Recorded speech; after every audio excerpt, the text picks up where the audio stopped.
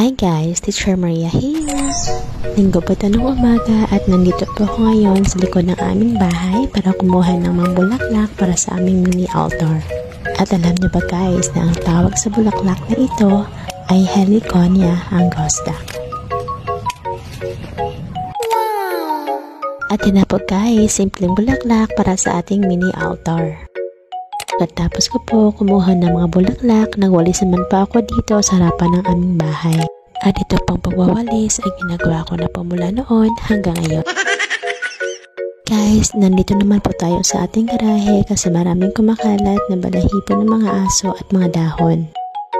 Hinga muna tayo guys habang nanonood ng TV kasama ang little boy. At ayan po, nandito naman po tayo sa likod ng ating bahay.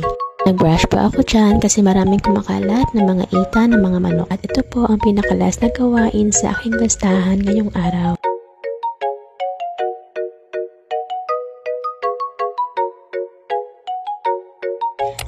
At ayan guys, magpapaalam na kami kasama ang aming dalawang aso na si Whitey at Brownie.